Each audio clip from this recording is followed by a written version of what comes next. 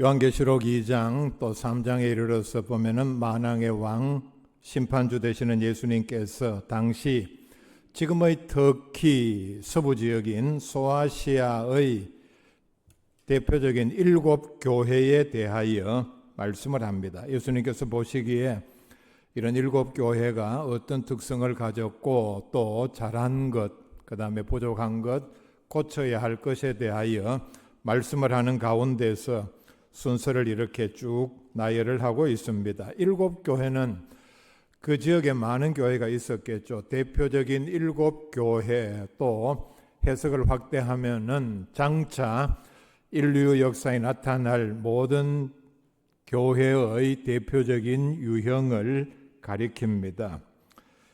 교회의 어떤 유형이 있겠죠. 이런 특징 또 저런 특성 있는데 예수님께서는 대표적으로 7 유형의 교회를 예를 들어서 우리에게 설명을 해주고 있습니다. 제가 오늘 읽어드린 이 말씀은 세 번째 교회인 버가모 교회에 주신 말씀입니다. 13절 뒷부분에 보면은 이런 말씀을 우리에게 주고 있습니다. 내 충성된 증인 안디바가 너희 가운데 곧 사탄이 사는 곳에서 죽임을 당할 때에도 나를 믿는 믿음을 저버리지 아니하였도다. 먼저 이 교회에 유명한 어떤 사건, 위대한 믿음의 사람을 인정하고 칭찬하는 말씀을 먼저 했습니다. 이 말씀의 뜻은 버가모는 우상 숭배의 도시였습니다. 그래서 많은 버가모 시민들, 심지어 교인들까지 우상 숭배하는 중에도 안디바라는 충성된 종은 죽임을 당하면서까지도 우상 숭배를 거부하고 믿음을 지켰다. 여기에 대하여 칭찬을 하셨습니다. 그리고 바로 이어서 책망의 말씀을 합니다. 제가 오늘 14절 말씀을 중심으로 해서 말씀을 드리겠습니다. 14절에 보면은 그러나 네게 2가지 책망할 것이 있나니 거기 네게 발람의 교훈을 지키는 자들이 있도다. 발람이 발락을 가르쳐 이스라엘 자손 앞에 걸림돌을 놓아 우상의 제물을 먹게 하였고 또 행음하게 하였느니라 말씀을 합니다. 교회 안에 순수한 믿음을 가져야 할, 오직 하나님만 사랑해야 할 성도들 가운데서 우상을 숭배하는 사람들이 있다. 이걸 발람의 교훈을 지키는 자들이라 역사적인 사건을 예를 들어서 우리에게 설명을 하고 있습니다. 발람의 교훈은 구약 민수기에 나오는 실제 있었던 사건을 예수님께서 예를 들어서 그들에게 교훈 또 경계의 근거로 삼고 있습니다. 민수기에 보면은 이스라엘 백성들이 출애굽에서 광야에 들어와서 쭉 행진을 해 나가는 과정에서 모압이라는 지경에 들어오자 모압 왕 발람은 여기에 대해서 매우 두려워했습니다. 그들은 숫자도 적고 지금까지들은 이스라엘 백성들의 그런 자기네들의 어떤 국력과 비교해서 보면은 곧 자기네들을 다 공격해서 죽이고 땅을 차지하는 것이 아닌가 하는 두려움을 가졌습니다. 그래서 이 모압 왕이 생각한 꾀가 뭐냐 하면은 아마 선지자 발람의 소문을 들었던 것 같습니다. 위대한 선지자가 있는데 이 사람이 저주를 하면은 모든 그 저주를 받은 사람들은 다 망하는 이런 아마 얘기를 들었던 것 같습니다. 그래서 많은 뇌물, 복채를 동원해서 발람을 불러서 우리 영내에 들어온 이스라엘 백성들을 저주해 달라 부탁을 했습니다.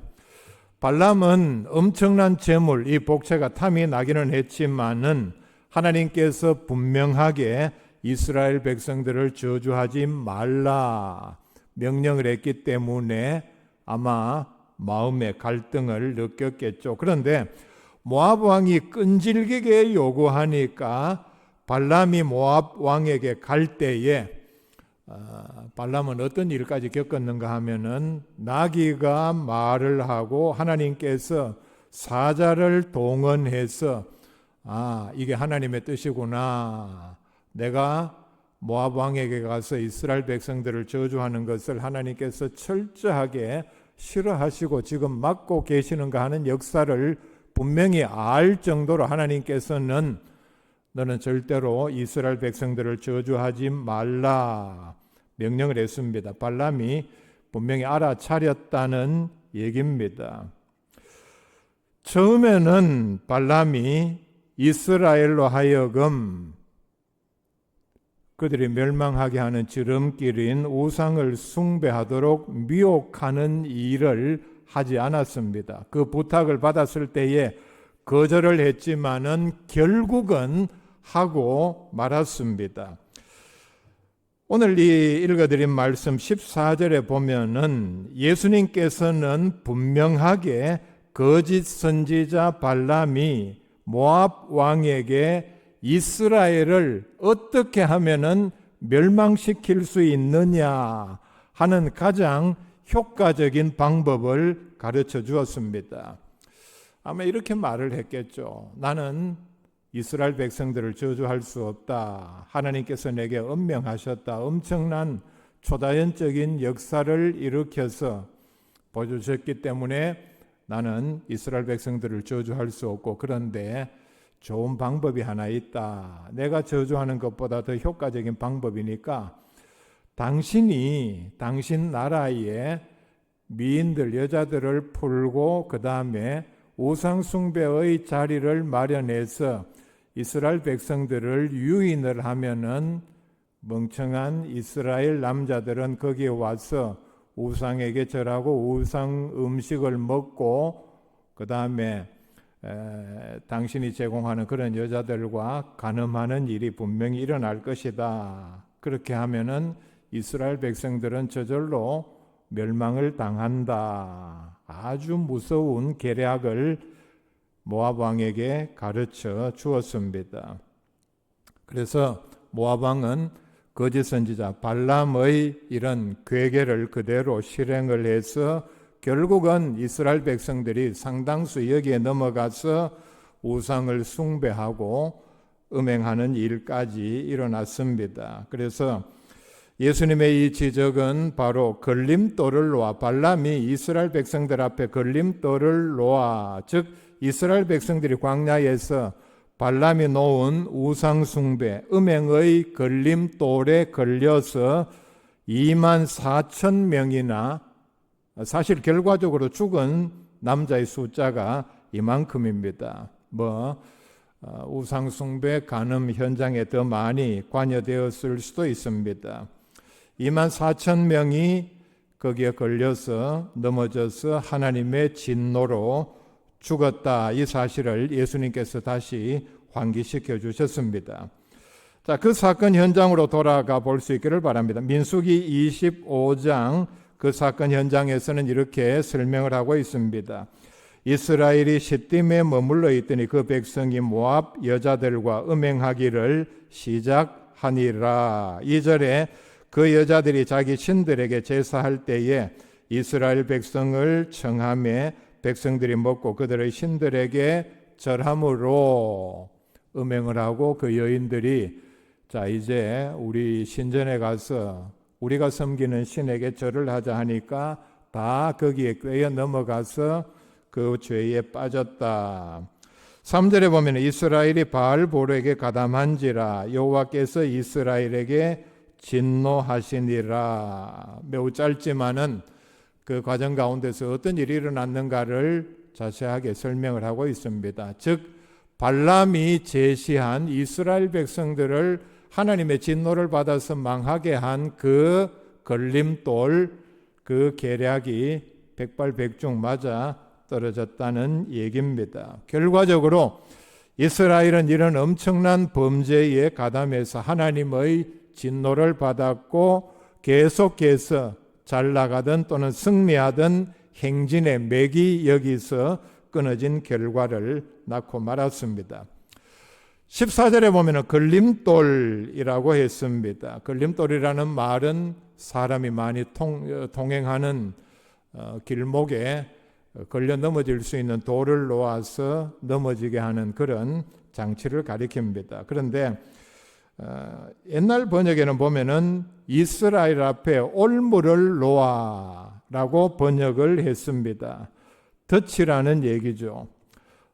발람이 이스라엘 백성들이 걸려들 수 있는 덫을 놓았다. 덫이라는 표현, 올무가 더 적절한 표현으로 보입니다. 왜냐하면은 걸림돌에 걸려 넘어지면 털고 일어나면은 그만입니다.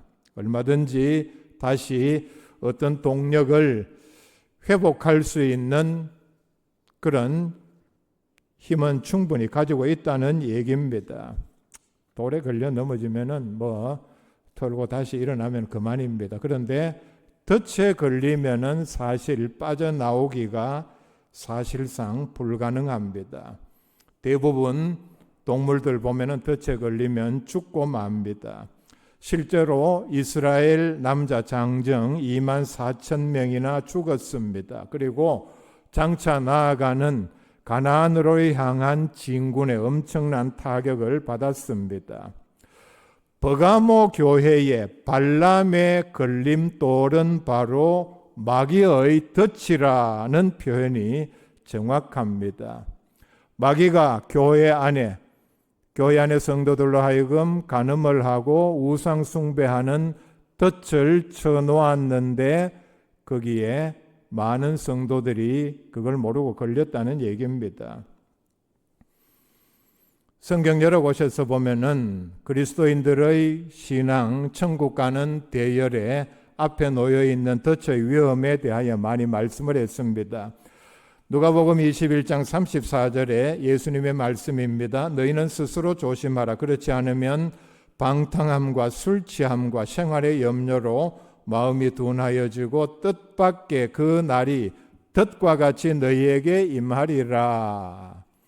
우리의 믿음 생활에 우리가 방탕함, 술 취함에 취해서 분별을 하지 못하면은 지혜가 없고 성령의 충만함을 잃어버리면은 결국은 이런 것이 우리에게 덫이 된다. 이게 너희에게 임하리라. 예수님께서 경고하셨습니다. 디모데전서 6장 9절에 부하려 하는 자들은 시험과 올무와 여러 가지 어리석고 해로운 욕심에 떨어지나니 곧 사람으로 파멸과 멸망에 빠지게 하는 것이라. 시험, 올무, 이게 바로 덫이죠. 시험에 걸렸다. 사실 보면 시험에 든 사람이 자력으로 그 시험에서 헤쳐나오기는 매우 어렵습니다. 주위에서 봐도 참 간단한데 털고 일어날 수 있는데 거기에 빠져서 헤어나지 못하고, 그리고 뒤에 나오는 말씀이 바로 파멸과 멸망, 덫의 더 강한 표현입니다. 우리의 믿음 생활에서 주의하지 않으면은 어떤 탐욕 때문에 아니면 어떤 자기도 모르는 사이에 어떤 방탕함과 술 취함에 빠져서 뒤로 미끄러져 들어가면은 헤어나올 수 없는 덫의 파멸에 멸망에 빠지게 된다는 얘기입니다. 디모데후서 2장 26절에 보면은 성도들, 즉 그들로 깨어 마귀의 올무에서 벗어나 하나님께 사로잡힌 바 되어 그 뜻을 따르게 하실까 함이라 말씀을 했습니다. 온전한 믿음 생활의 첫 걸음은 바로 마귀의 올무에서 벗어나는 일입니다. 분명히 말씀을 했죠. 우리를 파멸로 인도하는 마귀의 올무에서 벗어나야만이 하나님의 온전한 뜻을 분별하고 발견할 수 있다. 자, 올무와 덫이라 했는데 주의하지 않으면은 대부분 보면은 제가 앞에 드린 구절 말씀을 보면은 스스로 주의하지 않아서 빠질 가능성이 많은 것으로 표현을 하고 있습니다. 베드로전서 5장 8절은 더 강도가 높은 위험에 대하여 말씀을 합니다. 근신하라 깨어라 너희 대적 마귀가 우는 사자같이 두루다니며 삼킬 자를 찾나니 말씀을 했죠. 주의하지 않으면은 대적마귀는 마치 덫과는 비교도 되지 않는 우는 사자같이 다니면서 삼킬 자를 찾고 있다. 이 세상의 어떤 시험, 이런 것의 위험성을 가리킵니다.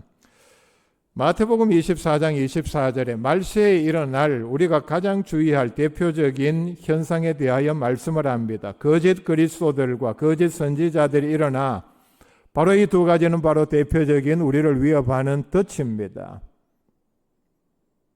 거짓 선지자, 거짓 그리스도인 줄로는 모르겠죠. 덫에 걸린 짐승에게는 덫이다 라는 인식을 가지지를 못합니다. 큰 표적과 기사를 보여 할 수만 있으면 택하신 자들도 미혹하리라. 표적도 바로 우리를 위협하는, 우리를 유혹하는 덫이라는 얘기입니다. 거짓 선지자들이 일어나서 엄청난 이적과 표적을 행한다고 해서 거기에 미혹되어서 그쪽으로 따라가지 말라. 예수 그리스도가 재림했다 하더라도 그 말을 믿지 말고 따라가지 말라 말씀을 했습니다. 우리 주변에는 마귀가 쳐놓은 덫으로 가득합니다. 덫이라는 말이 실감이 나지 않는 분들에게 여러분 지뢰라고 하면은 이해가 됩니까? 지금도 보면은 과거에 매설해 놓았던 지뢰를 제거하지 못해서 어린아이들이 아니면은 그 땅에 농사 지으러 들어갔다가 죽고 다리가 잘리고 죽을 때까지 불구로 살아야 하는 비극이 일어나고 있습니다. 여러분 만약에 상격초등학교 운동장에 지뢰가 하나만 매설되어 있고 찾지 못했다 이걸 알리면 위험성을 거기에 들어갈 사람이 있겠습니까? 이런 위험성을 말씀을 하고 있습니다. 민수기에 나오는 이 발람의 덫은 오늘 말씀에서 두 가지 구체적인 예로 우리에게 경계를 하고 있습니다. 첫째는 우상 숭배입니다. 어디에서? 교회 안에서. 지금도 교회 안에서 이렇게 가르치는 데가 있습니다. 조상 제사는 우상 숭배가 아니다. 우리 민족 전통적으로 내려오는 조상을 공경하는 미덕이다. 이게 바로 마귀의 덫입니다. 과거 한국 교회의 부끄러운 역사 가운데 하나인 일제강점기에 신사참배를 하도록 일제의 강압에 의해서 노회, 총회가 결의하고 목사님들이 앞장을 섰습니다. 결의 내용은 이러합니다. 신사참배는 우상숭배가 아니고 국가의식이다. 바로 이 말에 대부분의 성도들이 참배를 했습니다. 이 역시 발람의 덫, 마귀의 덫입니다. 여러분, 우리 사이의 실생활에 알게 모르게 우상숭배의 이런 덫이 얼마나 많이 들어와 있습니까? 여러분 혹시 신문을 보다가 어떤 잡지 같은 걸 보다가 오늘의 운세가 있으면 읽어봅니까? 띠별로 되어 있죠. 내가 무슨 띠인데 오늘의 운세가 어떤가? 여러분 읽어보는 것도 마귀의 덫을 향해서 내가 내 발로 걸어가는 일이라는 사실을 분명히 깨달아야 합니다. 제가 왜 이 말씀을 드리는가 하면은 통계에 보면은 한국 교회 성도 70%가 점을 보러 간다. 참 통탄할 일입니다. 믿을 수도 없는 통계입니다. 우리가 습관적으로 무심코 늘 말하는 팔자, 사주팔자, 태길, 궁합 이런 모든 것은 다 우리를 파멸시키기 위한 마귀가 쳐놓은 덫입니다. 두 번째는 음행을 구체적으로 예를 들었습니다. 음행은 오늘날 마귀가 사용하는 가장 강력한 덫입니다. 자, 다시 한번 덫의 의미를 돌아볼 수 있기를 바랍니다. 덫은 한번 걸리면 빠져나오기가 불가능합니다. 그리고 결과는 파멸입니다.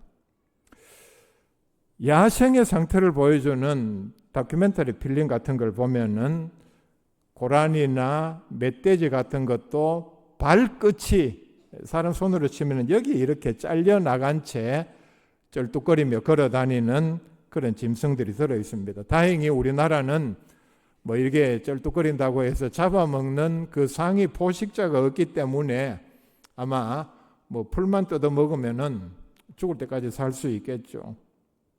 왜 이런 현상이 일어나느냐? 올가미에 걸려가지고 살기 위해서 발부둥 치면서 얼마나 고통스러웠겠습니까? 결국은 엄청난 힘으로 발부둥 치니까 이게 그냥 잘려서 떨어져 나간다는 얘기입니다.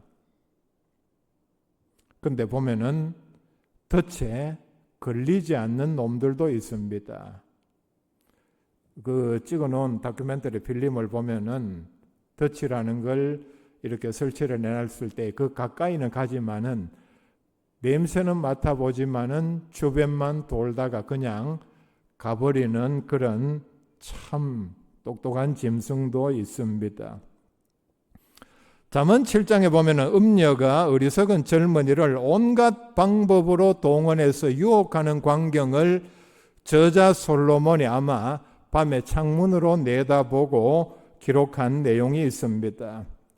참 거기에 보면은 길게 그 음녀는 멍청한 젊은이를 온갖 방법을 다 동원해서 유혹을 합니다. 제가 말로 다 옮기기에 참 민망할 정도의 모든 방법을 다 동원하는데 마지막에 나오는 말이 이겁니다. 우리 남편은 먼 길을 떠났다. 한참 있다가 돌아온다. 결국은 이 집요한 유혹 끝에 22절에 보면은 젊은이가 곧 그를 따랐으니 소가 도수장으로 끌려가는 것 같고 미련한 자가 벌을 받으려고 쇠사슬에 매이러 가는 것과 같도다. 유혹에 넘어가는 것이 바로 그런 것과 같다. 23절에 보면 필경은 화살이 그 간을 뚫게 되리라. 새가 빨리 그물로 들어가되 그의 생명을 잃어버릴 줄을 알지 못함과 같으니라. 경고를 합니다. 얼마나 끔찍한 참혹한 결과입니까? 며칠 전에 한 텔레비전에서 독일의 한 작은 목장을 소개하는 그런 프로를 봤습니다. 작은 목장주가 운영을 하는 가운데 뒤에 보니까 이런 장면이 나옵니다. 목장 주인이 이제 그날 잡을 소를 선택을 해서 요걸 어떻게 이제 잡는가 과정을 보여주는데 맛있는 사료가 든 사료통을 들고 가서 그 소 앞에 이렇게 내미니까 소는 당연히 그 맛있는 사료 미끼죠 먹으면서 목장 주인이 쭉 어디로 가니까 이제 그 많은 소 가운데 한 마리만 그 주인의 뒤를 사료를 먹으면서 따라갔는데 주인은 어디로 인도했는가 하면은 소를 잡는 장치인 거기에 어떤 틀이 만들어져 있고 이렇게 유인을 하니까 그 틀 안으로 목을 소가 쑥 집어넣으니까 이렇게 목에 이제 칼처럼 딱 고정을 시키니까 소는 빠져나가지 못하고 그때에 목장 주인은 그 여물통을 내려놓고 어떤 뭐 요만한 그 공사장에 쓰는 못을 박는 도구 같았어요. 이걸 이마에 대고 총처럼 탁 하고 쏘니까 소는 그냥 그대로 털썩 주저앉고 말았습니다. 그 다음 장면이 뭡니까? 기중기로 들려 올려지고 해체하는 작업이 이어졌습니다. 소가 그 사실을 알았겠습니까? 여물통을 내밀 때 그게 미끼인 줄 모르고 자기가 그걸 따라가면은 덫에 걸린다는 사실을 몰랐기 때문에 자기 죽는 줄도 모르고 계속해서 따라가고 틀에 갇히게 되고 그런 결과를 낳고 말았습니다. 성경에 보면은 삼손이 바로 그와 같은 경우입니다. 이방 여인의 미혹에 넘어갔습니다. 그리고 결과적으로 머리털이 다 잘리고 힘이 없어졌습니다. 이게 바로 덫에 완벽하게 걸렸습니다. 참 우리가 이해할 수 없는 사실은 한때 성령 충만한 삼손이었지만은 아니 우리가 상식적으로 생각해 봐도 그것이 바로 자기를 죽이기 위한 덫이라는 사실을 전혀 깨닫지를 못했습니다. 그래서 그 결과 자기가 정상적인 힘을 가지고 있었다면 얼마든지 수천 명이라도 혼자서 상대해서 물리칠 수 있는 블레셋 사람들에 의하여 체포되고 말았습니다. 이건 덫에 완전히 걸린 겁니다. 그 결과 어떻게 됐습니까? 블레셋 사람들이 그의 눈을 빼고 놋줄로 매고 맷돌을 돌리게 했습니다. 더 비참한 성경의 구절은 삼손이 이렇게 결박이 되고 또 눈이 뽑힌 상태에서 그들을 위하여 제주를 부리니라. 참 얼마나 비참합니까?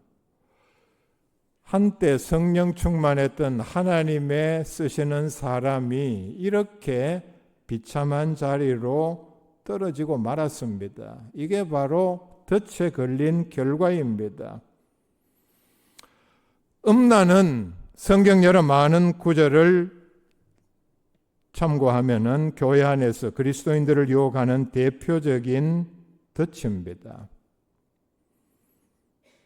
자, 개인적으로 술, 담배, 마약, 도박, 게임도 바로 마귀의 덫입니다.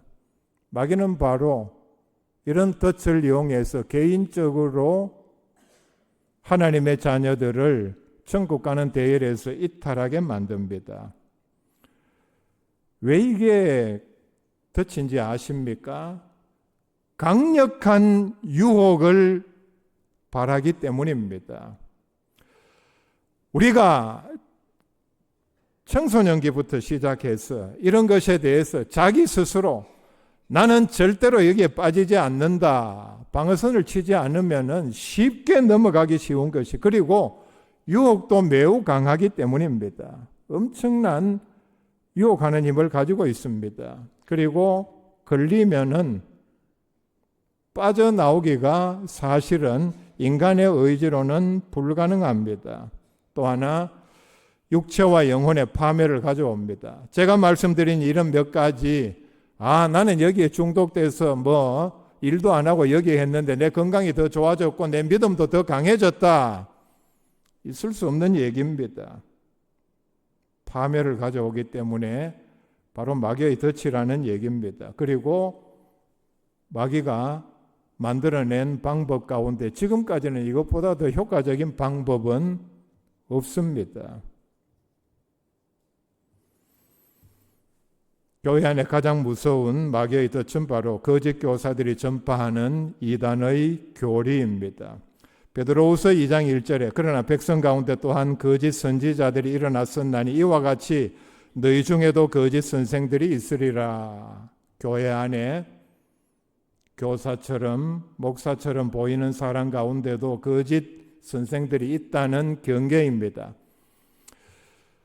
예수님 승천하시고 초대교회가 생기지 얼마 지나지 않은 상황에서도 이런 거짓 교사들이 교회 안에 들어왔는데 지금은 더 말할 필요도 없습니다. 자, 그들이 하는 일이 뭐냐? 그들은 멸망하게 할 이단을 가만히 끌어들여 자기들을 사신 주를 부인하고 임박한 멸망을 스스로 취하는 자들이라. 이단의 덫은 바로 파멸이라는 것을 분명히 경고를 하고 있습니다. 자신의 어떤 성경 지식, 신앙 경력 이것만 가지고는 저 가르침이 이단인지 거짓 가르침인지 성경 진리인지 분별하기가 매우 어려운 때입니다. 우리는 성령 충만함과 하나님의 지혜를 구해야 합니다. 믿음과 지혜로 마귀의 덫을 잘 분별하고 피하는 지혜로운 그리스도인들 다 될 수 있기를 바랍니다.